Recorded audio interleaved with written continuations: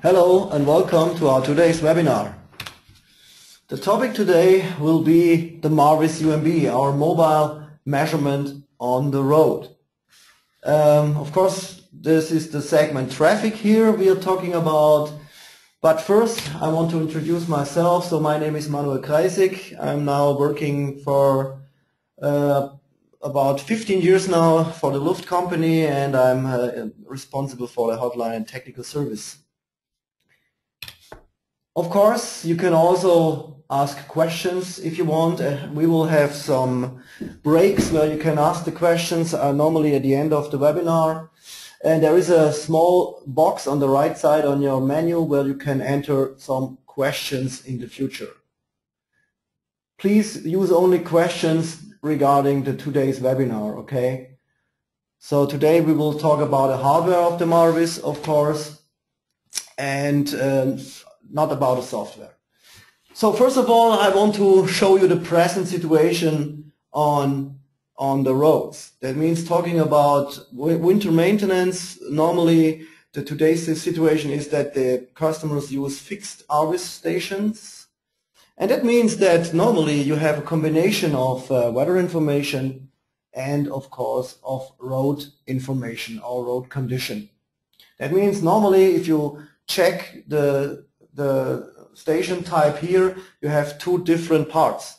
One part is the weather information part. For example, as you see it here on the sheet on the left side, it's a WS600, which is a weather station to get the weather information. And on the other part, you have a road sensor, maybe an IRS-31 Pro or an NIRS to get all the road-related data. Normally, you have one cabinet where you will cross or connect all the sensors together, and then you will transfer the data to the central point. So that's the present situation on normal roads or highways today. And in the future, we think that a mobile sensor is very important in addition with the stationary system. So that means that was the reason to develop the MARWIS UMB. So in the future, you will be able to get information, of course, from the road, stationary, and also mobile dynamic weather information from the road.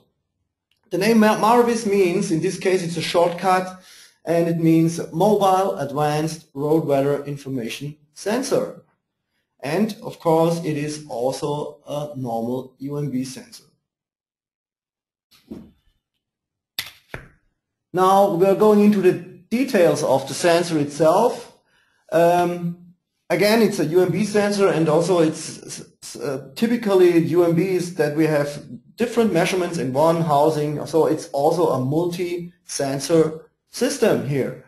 And I want to explain and show you all the different measurements which are made by the MARWIS here.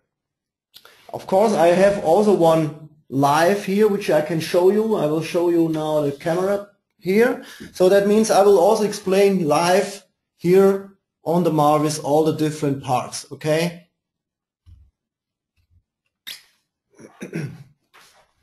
So let's switch back to the sheet.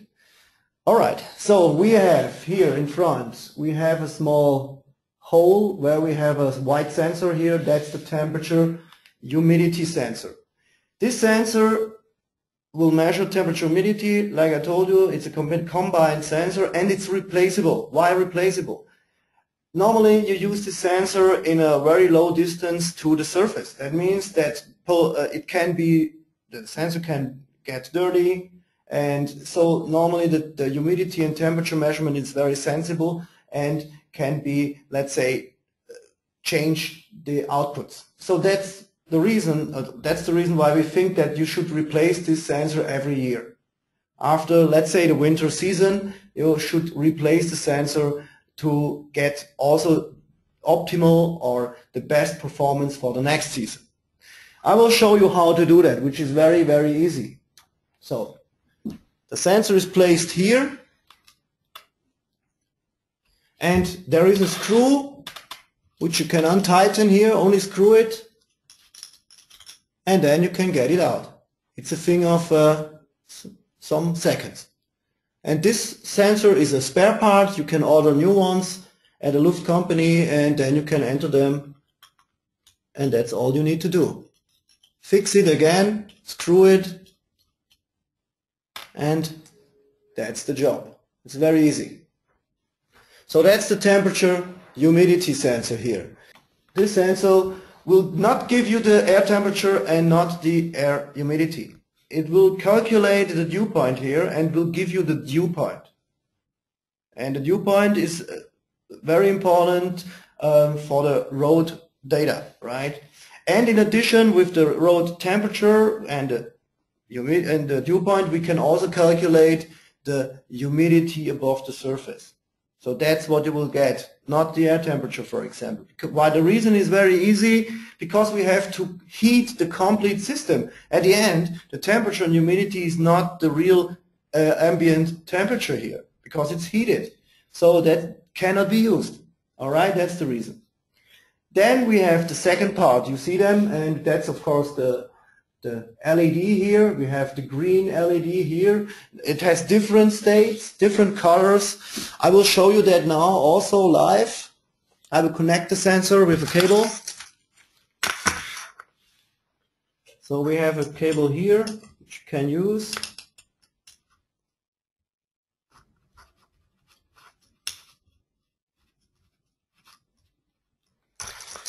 So now you see it will start to flash green here, then red, you see that, and then blue, and now it's always flashing between blue and green. That means, first of all, green means status okay. Then you saw that was a small cycle with red. Red means that the sensor has to heat up, and during the heating phase the LED can be red or yellow, and if the sensor is heated up the right way, it will turn to green, and then it will switch between green and blue. Why? Because blue means that the sensor wants to pair with the iPad, for example. That means via Bluetooth, and because I have no iPad here, the sensor always try to pair and search for a iPad, for example. If you have an iPad attached, then normally you will get a blue blinking flashlight. So that's the indication that the pairing was done. Again, back to the red and yellow LED status. So that's really important. Then, because, for example, if you use the MARWIS outside and it's very, very cold, you need some time that the sensor can heat up. And so that means maybe you can get a yellow LED for some minutes, and then it will turn to green, because then the heat is okay, the heating temperature, and then the sensor will start to measure.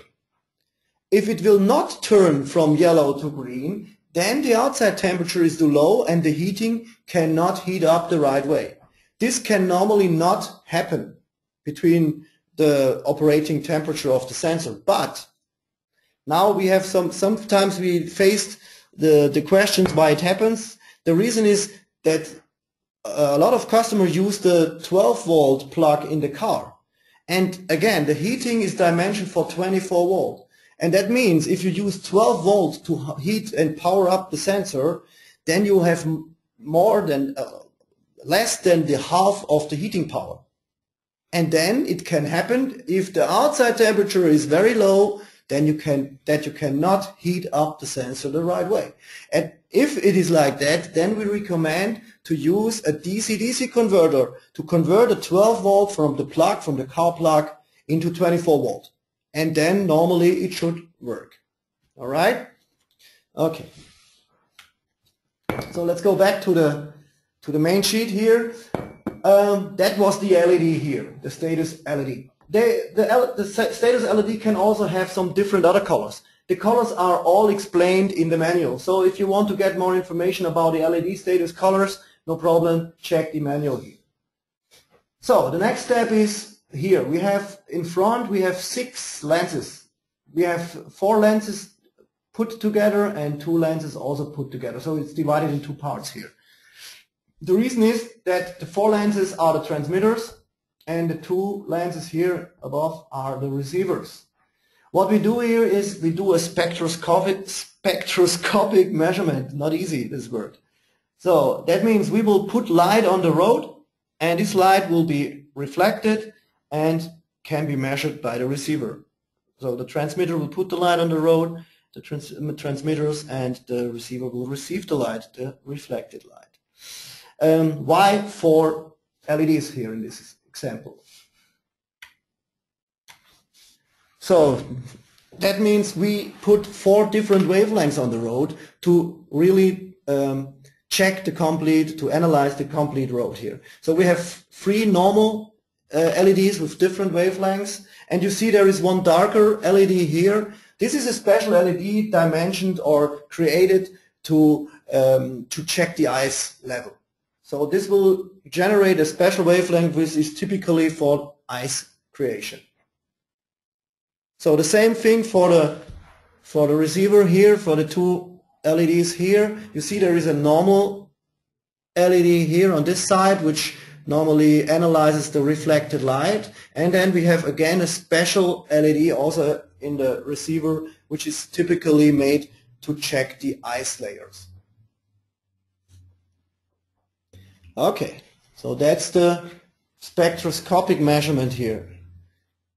Then we have another nice thing here on the bottom. The small hole here, and behind the filter and the hole we have a pyrometer installed.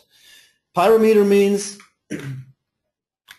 that this is a non-invasive thermometer, right? So we can measure the road temperature with this thermometer here, non-invasive. That means how it works is that every material has a type of radiation, and this radiation can be measured by this pyrometer and calculated back into a temperature. So that's how it works. So that are the different measurements. Then we have also other stuff here which I will want to show you. So here above we have a Bluetooth module installed. Of course, inside the housing is the Bluetooth module. This Bluetooth module will be used to connect to Bluetooth devices, like the iPad, for example. So this sensor normally will automatically connect to the iPad. For your information, all the questions about software, iPad, and everything, we will have a new next webinar next week on Thursday, where we will talk about all this stuff. So that means about the iPad app, about the software, about how to calibrate a sensor. Everything will be done in the next webinar in 1 week. Okay, so if you are interested, please register yourself for this. So that's the Bluetooth module which is inside the housing here, and then we have of course also a cable connection here. This cable connection is used to connect the sensor first to the main powers and of course to heat it up and to power up the sensor itself. But we have also 2 other interfaces in this connector. That means the first interface is the typical Luft RS485 interface, where you will be able to communicate with the sensor as a normal UMB sensor. That means you can connect this sensor with the cable, for example, to an ISOCON, and use the UMB config tool to communicate with the sensor. So that's the RS485 interface with the UMB binary protocol on it. Then we have a second interface, that's a hardware interface called CAN. And this is a hardware interface which is normally used to connect to special vehicle buses, which is called CAN. And so in the future we will also be able to connect the sensor directly to the vehicle bus, which is the CAN bus. Until now only the hardware is working. So that means everything from the hardware side is ready. The protocol is not working yet. We are still in development for that. The reason is easy. The reason is that it's a specific bus type. That means every car type or vehicle type has his CAN bus, but it can be different from vehicle to vehicle. So we have to decide which type of vehicle we will implement first, which is not so easy. But we will do that during this summer phase, and for the next winter period we are happy to have this inside for some of the vehicles, of course. We will see which ones. So I want to show you the connector, by the way. So this is the, I will disconnect the cable first.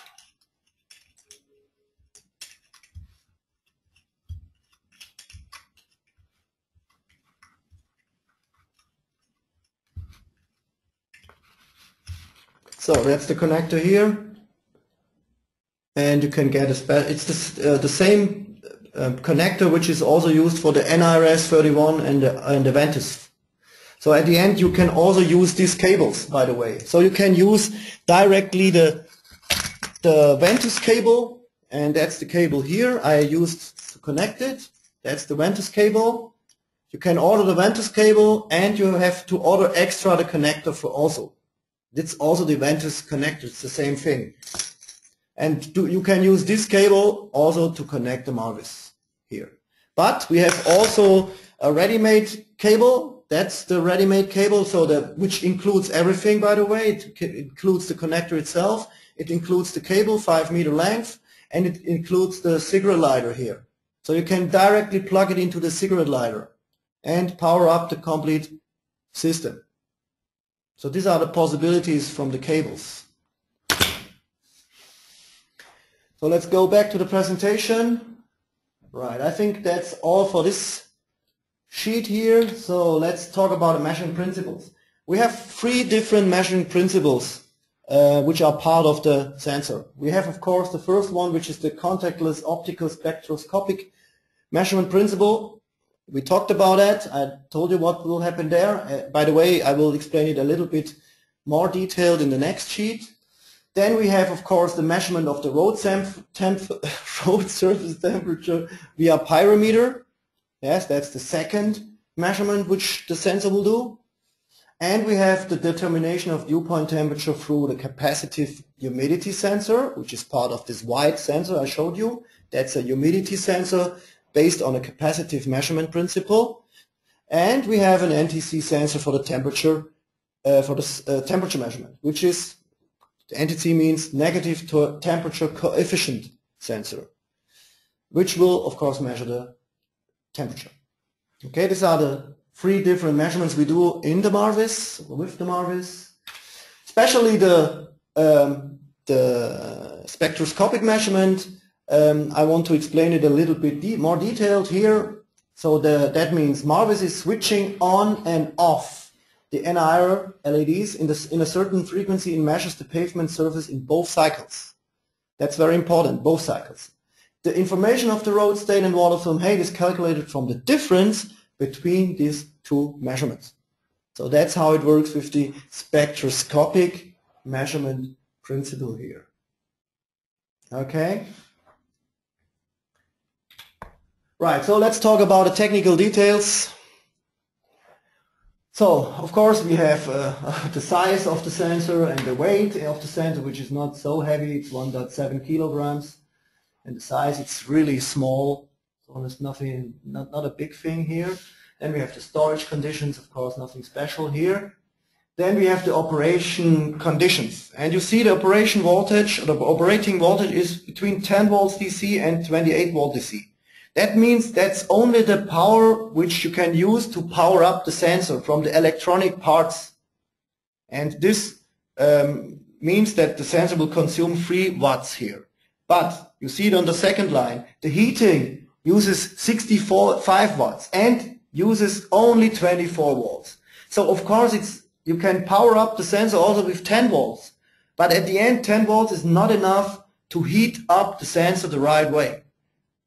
And so always think about that. If you have trouble with the sensor, maybe it's always flashing yellow because it cannot heat up the right way.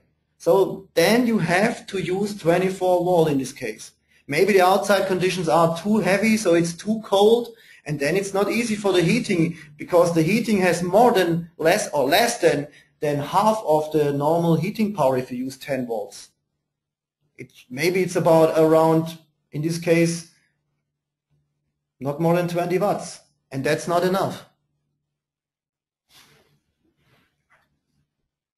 So permitted operating temperature, of course, if you power up and heat it up the right way, from minus 40 degrees up to 60 degrees here. And the protection category, which is one of the highest, is IP68. So normally there is no problem to use the sensor outside. So then we have the different measurements. We have, of course, one measurement called road condition, and with the road condition measurement you will get different states here. Dry, humid, wet, ice, snow ice, critical or chemical moisture. These are the different road conditions here. Then we have, of course, the road surface temperature. Principle I told you is a pyrometer here. The measurement range is from minus 40 degrees Celsius up to 70 degrees Celsius. The accuracy of the pyrometer is calibrated at 0 degrees Celsius. So the accuracy here is also related to the 0 degrees calibration point. And the accuracy is plus minus 0.8 degrees Celsius at 0 degrees. Resolution 0.1 degrees Celsius, measuring range 10 Hertz. In principle, all spectroscopic measurements have a measuring rate of 100 Hertz. All others 10 Hertz. So water film height, of course, the range from 0 to 6 millimeters or 6,000 micrometers. We have a resolution of 0.1 micrometer and, of course, a sampling rate, because it's a spectroscopic measurement here, 100 Hertz. Dew point temperature, measurement range between minus 50 degrees and 60 degrees Celsius. The accuracy is plus minus 1.5 degrees Celsius between 0 and 35 degrees Celsius.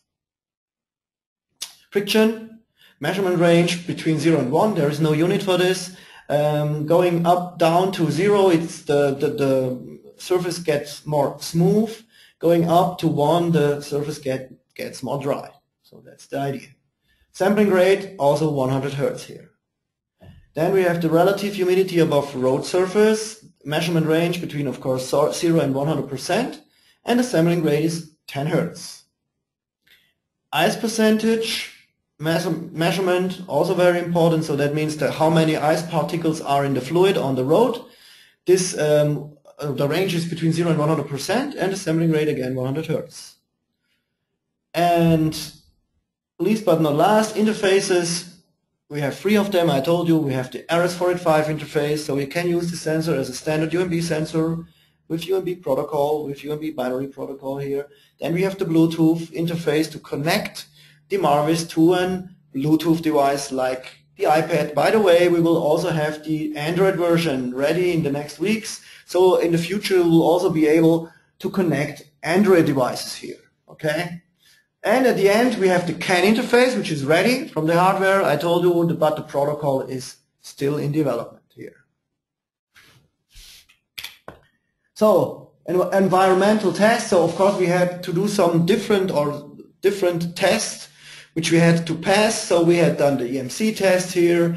We had done the vibration tests, the shock tests, the IP68 test. So, you see the picture above. That was the IP68 test, which is not easy to get, because what will happen here is that the sensor will be put into 1 meter water. And then you have to wait minimum 30 minutes, and then it will be checked if the sensor is dry inside. And so if you want to pass it, you have to do this procedure here. And we have done it. That was stated by the TÜV Germany here. Then we have made an eye safety test, of course, because we work with light here, and if you work with light, you need to have this eye safety test. And we have an ongoing test, which is the temperature test. So it's still in progress, and I think we will finally end these tests in 1 month or something like that.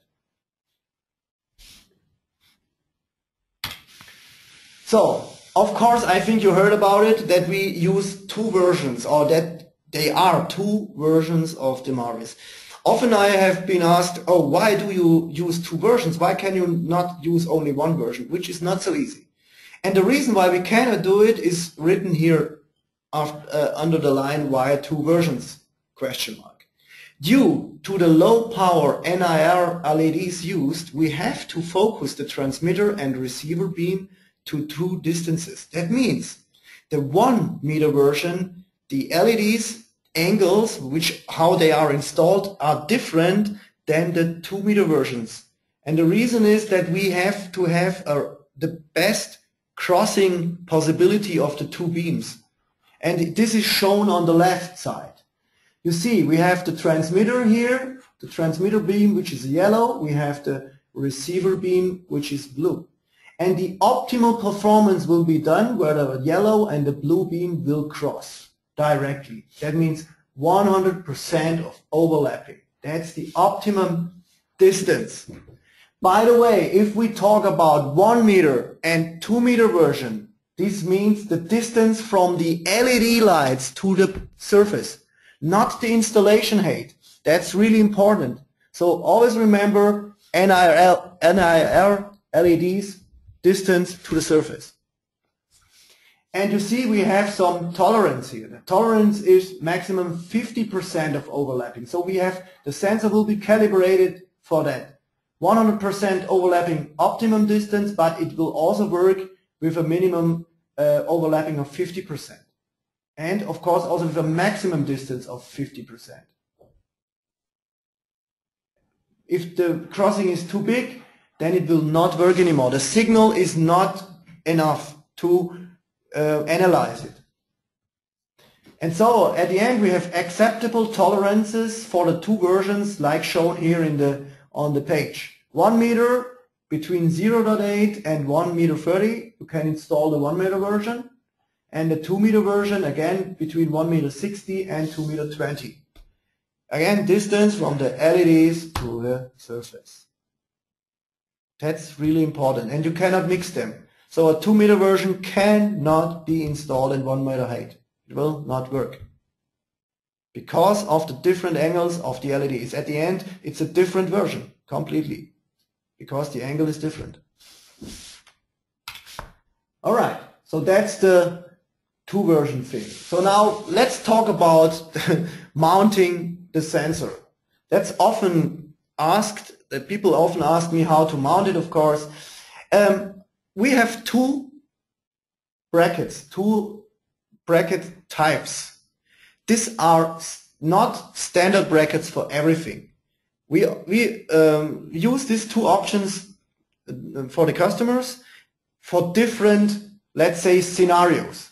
So that means at the end, because there are so many different vehicles, so many different positions where you can install a sensor, we cannot have a holder for every vehicle which you can think about. So that's not possible. At the end, maybe the holder or the bracket must be designed by the customer himself. But we have 2 versions which we can offer. One is the horizontal magnet bracket, and you see it on the picture here. That's here. The holder, which is made of metal. Then we have 2 or 4 magnetic holders which are connected to the roof, for example, and that's the holder itself. And in our case, or we think that this is the scenario for a petrol vehicle. That means petrol vehicle, it's also a little bit limited because it must be a sports bag or a small van. Not a pickup, that cannot work with this bracket, and also other vehicles. So normally sports wagon vehicle or SUV van, something like that. It will include, again, 4 magnetic holders and this adapter here.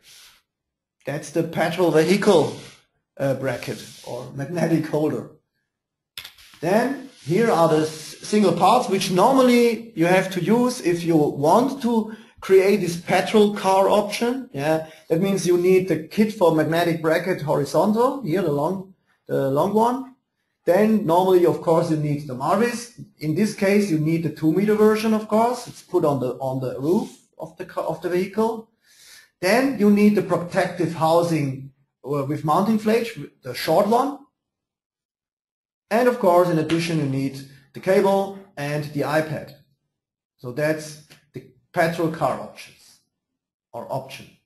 Then we have a second option, that is the cargo van option, to put the sensor at the door, for example, of a cargo van.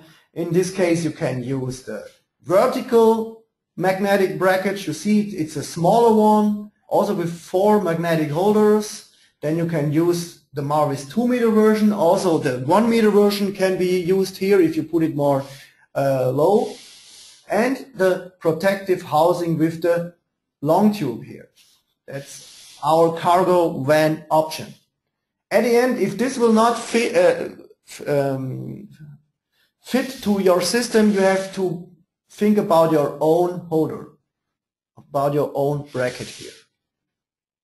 Because we received a lot of different pictures of different holders. Oh, first I want to show you that if you are interested in the installation of the different brackets, you can have a look on this video. We have made a special video which will show you the full installation of a MARWIS. How to set up the MARWIS completely from the beginning up to the end. That means also the connection to the iPad and everything. So that's shown in this video, and you see this is the link where you can see the video if you want. So I recommend to do that. It's a nice video by the way, and you will see everything which is necessary, which you want to know about the installation here, or which you should know about the installation here. So, and now the next thing is I want to show you some nice pictures where you can see some installations, and we think that are not very good installations here. All right, you see it here in the car. It's mounted on the back, and of course, if you see the picture the first time, some people think, oh, that's not so bad. In reality, it's not so good. There are different things which, of course, will maybe be problematic here. So first of all, magnets are too close to each other. You see, these are the 4 magnets, and they are too close. That means the complete system is totally unstable here. So then the second thing is distance between upper magnet, this one, and MARWIS, too long. It's too long here. So resulting in a too big leverage. So we have a risk of losing the rack while driving, of course. So that's really dangerous. And the help is to mount MARWIS on the minimum height, for example. Okay, so we have another nice picture here. Of course, that's also funny, I think. Of course, that's not good, okay? For example, here, too short distance between magnets, of course. Then too heavy in the front, here. Not enough counterbalance. Cloth between magnets and car roof. Okay, this guy wanted to protect his roof against the magnetic holders, but of course this is not very stable at the end. And the risk is again that MARWIS falls from the roof. Help here, use longer rack. Of course, use the right rack. And the last picture I want to show you here of bad installations is this one. Of course, we have different things in this picture. So first of all, the installation place is totally wrong. The MARWIS aside of the car measures, of course, wrong things, because you are measuring the wrong area here, of course. Normally you want to measure the road lane. So you want to know what happens on the road and not on what happens on the side. And of course, also the mounting is not very good. So magnets too far in the back. Of course, you see that the magnets are put here and it's too far in the back in this case, which strengthens the vibrations. And again, we have the risk to lose the rearward magnet. So help bigger distance between the magnets here. All right? Okay, so, and now we have some good installations. You see, they used our brackets like they should be used. So the long one on the roof here of a sports bag, with the right angle, with the right protective tube here. Everything okay. The same thing for this car. So magnetic holders are installed the right way, the angle is okay, cable is okay. Of course, maybe you can fix the cable a little bit better on the holder here. Maybe that will be an option, but it's okay. The same thing for this cargo version here. It's installed at the back, and you see it's the short vertical holder. Everything is okay here. You use the long tube, which is perfect for this type of installation. So it has the right angle. everything is okay here. Again, also for this cargo option, perfect. All right, so these are the, let's say, good installations. Now, I want to show you a basic configuration of a MARWIS. Let's say how the complete installation should look like. This is an example for a petrol vehicle car, or petrol vehicle. So at the end, we start with the MARWIS on this side, on the left side here, which will be connected via Bluetooth directly to the iPad, for example, also in the future to an Android tablet. The MARWIS will receive the data from the Apple iPad will receive the data from the MARWIS, and in addition, the iPad will also get the GPS localization data here. Transfer this to the data cloud. The data cloud will transfer the data to the MDSS system, for example, the Luft Smart View, and the person working in front of the Smart View can be a help with the decision for the winter maintenance people working in the petrol vehicle. And that's what we think is a standard application or standard scenario how this sensor will work together with the MDSS system.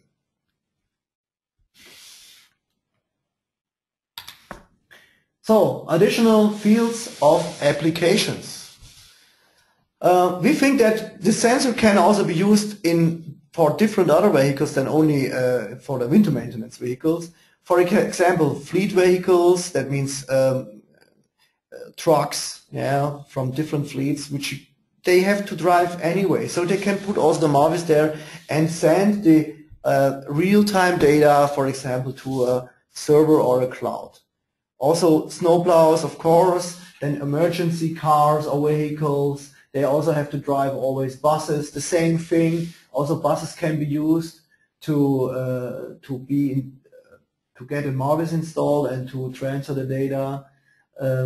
Yes, so that's what we think. Also fixed installation can be done. Of course, it has not the same quality like an NIRS, because the NIRS 31 gives you a little bit more data, the stationary non-invasive sensor, but it can also be used as a small, in a small fixed installation. That's possible here. Of course, also you have always to think about 2 meter or 1 meter version. It can only be installed inside the tolerances here. Okay. I think that's it for today from my side. Now we have some minutes for you to answer some questions. So if you want to ask me some questions, please do that. Use the question box here. Please, not specific private questions from your side, only special questions regarding this today's, let's say, webinar, okay? So first question, what if the sensor is blinking in red? What does this mean? So if it's blinking in red, normally it's in the startup reset phase. So that means if it's always in red, it cannot start up the right way. Normally, this can also be a problem of the heating. Same thing. Normally the cycle is red, yellow, and then green. If it still is red, then there is a problem in startup. Maybe firmware problem or a calibration problem can also be. So then you have maybe to do a recalibration here. That's my first help. So I would always recommend, if it's red, do a new dry calibration. Then it should work. Maybe you use the wrong profile with the wrong car or something like that, and then it can be that it's always red. So if you want, the next question, if you want to connect to an isocon, do you use the same cable as the Ventus NRS? Yes, you have to use the same cable. I can show you again the cable if you want. So here is the cable. It's not so easy to show you. I think it's easier this way. Okay, and it's the same plug. It's the NRS or Ventus plug here. It's the same cable with the two different diameters here. You see that here. That's the communication wire, yellow and green, and the brown and the white ones are thicker. So it's the real Ventus cable here, or NRS cable. That's it.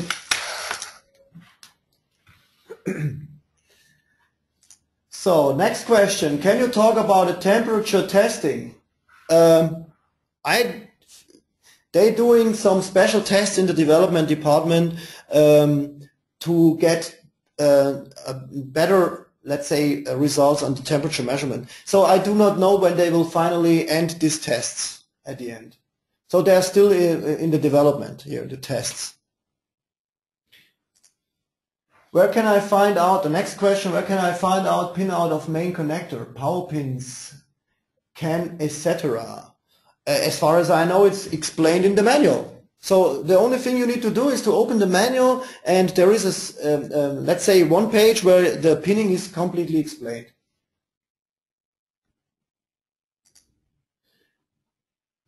So next question, does calibration must be done? Of course. Again, today is not the webinar for the calibration process. We will talk about that next week. But yes, you have to do always a calibration the first time and under dry conditions, and you should use nearly the same pavement which you normally drive over. So that's the recommendation from our side. But I will explain that more detailed next week, okay? Then we will talk about the calibration process, how to do that, and everything.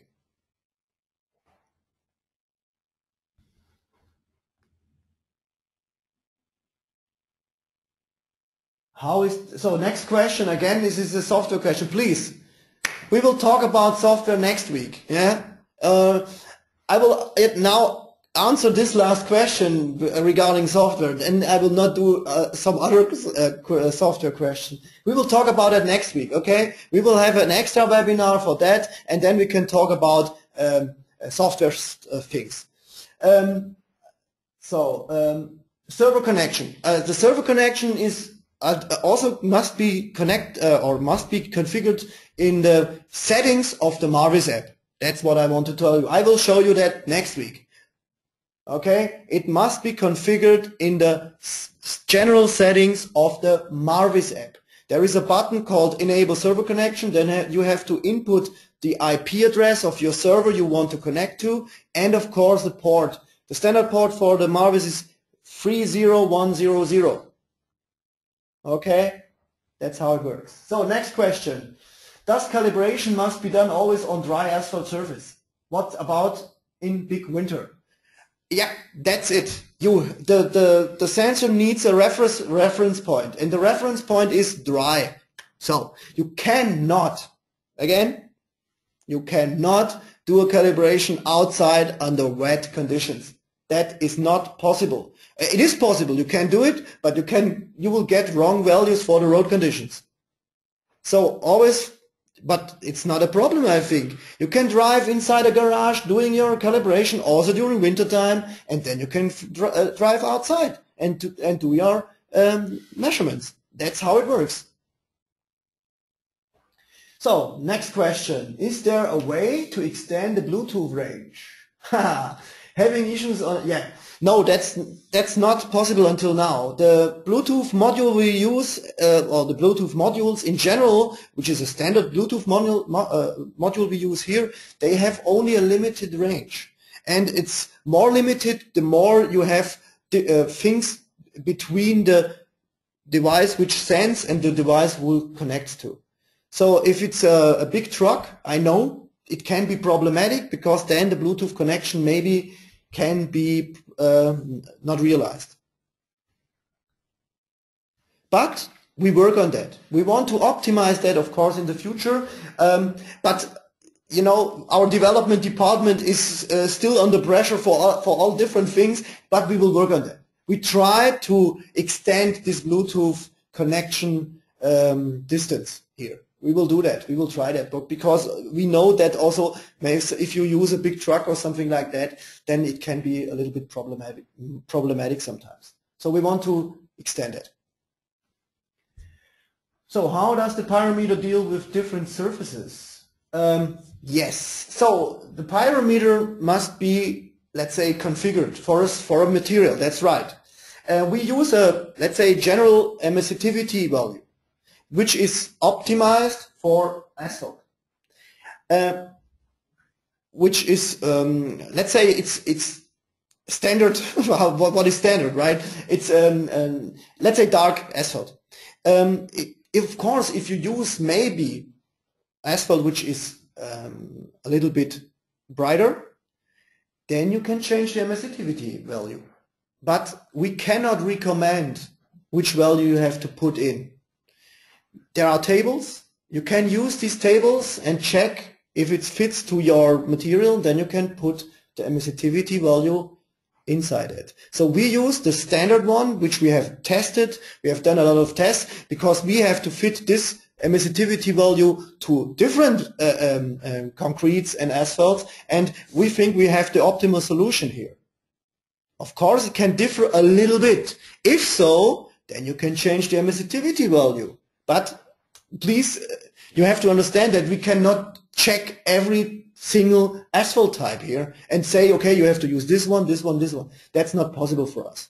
So then you have to use maybe some table or some information in the internet which you can get here. So what is the next question? A lot of questions today, that's fine. What is the maximum recommended speed? Yes, for reliable results. Of course, maybe you will know it, 80 kilometers per hour. That was our goal because that's the truck speed, and so we specially dimensioned the sensor for 80 kilometers per hour. By the way, we have also made tests with 100 kilometers per hour and more, and it worked. But of course, the distance between the measurements will be greater and bigger, which is not very optimal here. You want to get more dense quality data, so if you drive 80, that's the perfect speed here. So how can I see the video of the session again? Yeah, that's a nice question.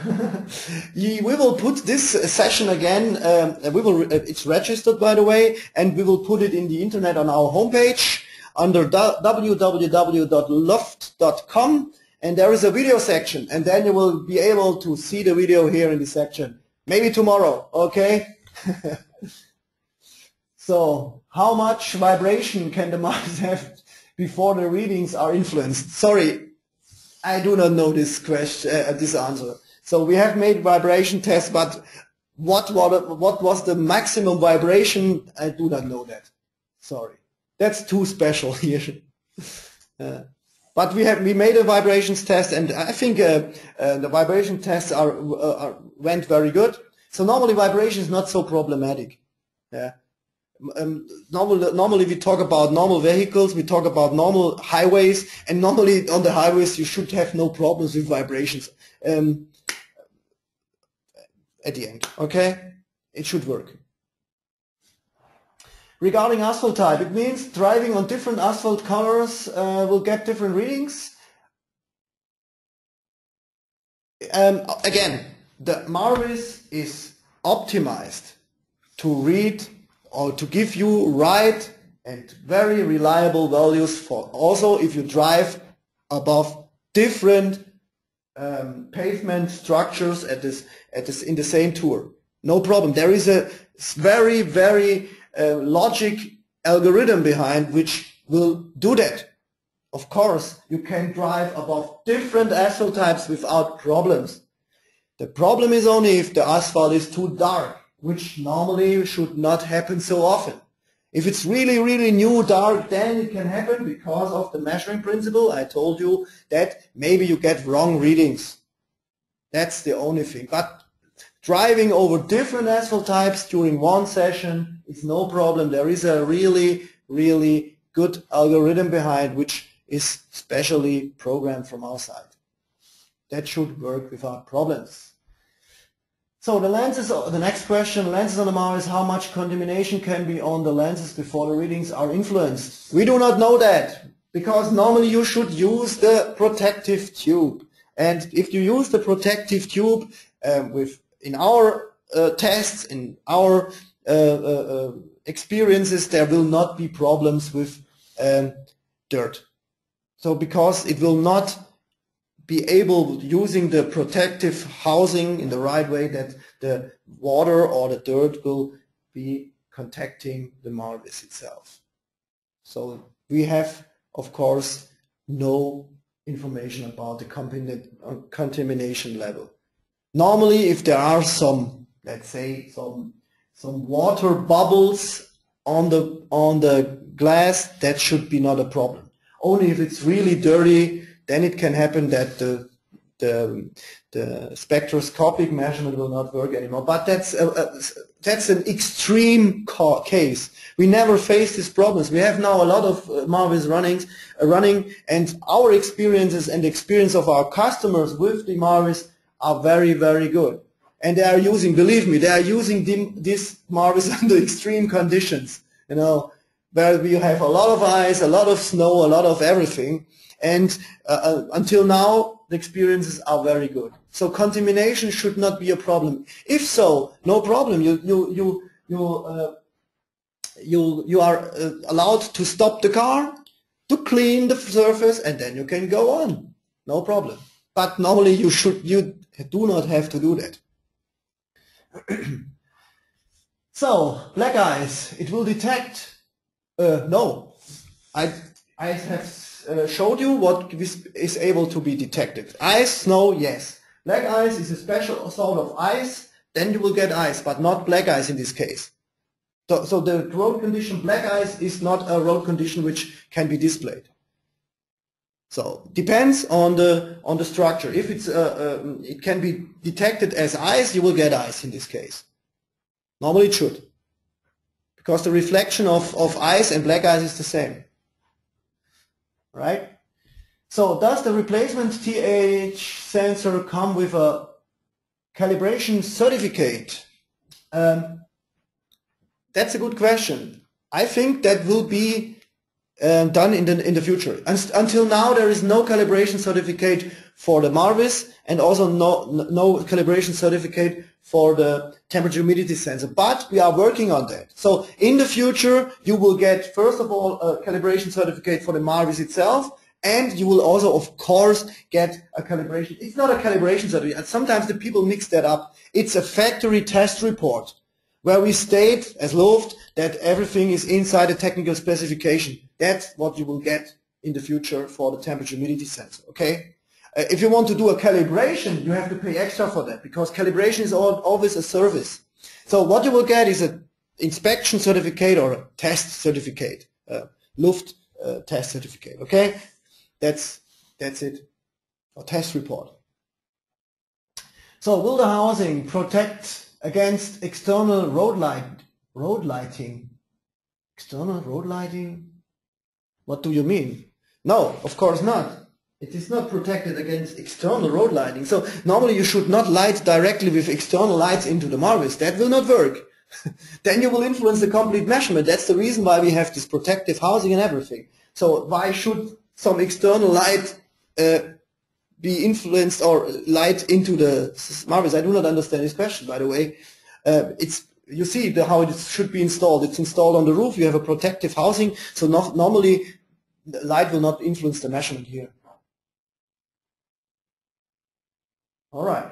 Okay. So next question: why it is not possible to install MARWIS on pickup type car? It is possible on pickup type cars. It is of course possible. It is possible to install it everywhere, but we do not have the right adapter here, the bracket. That's the problem. We only have brackets for sport cars, sport wagons, or for cargo vehicles, or for SUVs. If you want to install it on a pickup, then you have to think about how you want to create your holder. That's then a thing what the customer has to do, and of course the right way. In principle, this MARWIS can be installed everywhere.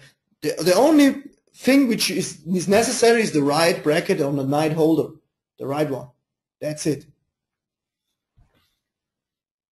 Next question. I mean overhead street lighting reflected from the road surface. Normally the reflection of this light is not very high. So this, we have made a lot of tests during night drives. That means driving on German highways, German streets with lights, and there was no problem here.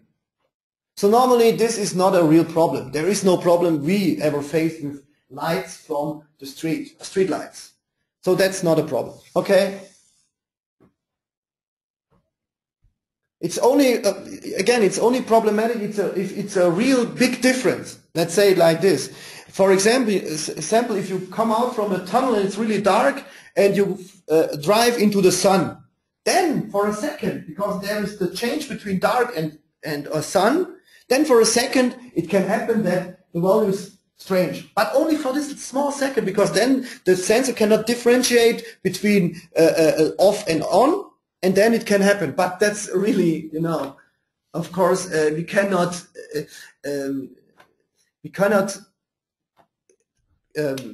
do a development for a sensor like this and eliminate everything. So it's always based on the measuring principle of switching on and off and the measurement of the difference. So that can happen, of course, but it's only 1 second if you drive out of the tunnel into the sun. But then you forget this one value, and that's okay, because the next value will be okay. So, do you have pictures, drawings of, the next question, do you have pictures, drawings of customers designed brackets? Any examples we can have?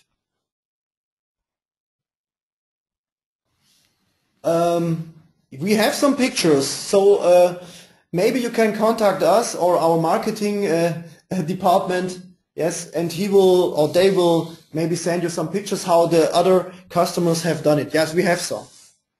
Okay. All right, I think that's it. Thank you very much for this nice webinar, for this real high amount of questions. It was a pleasure for me to answer all these questions.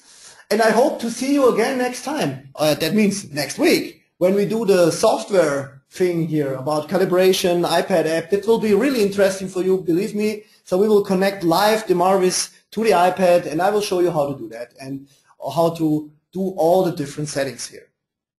Thank you very much. See you again and have a nice day. Bye.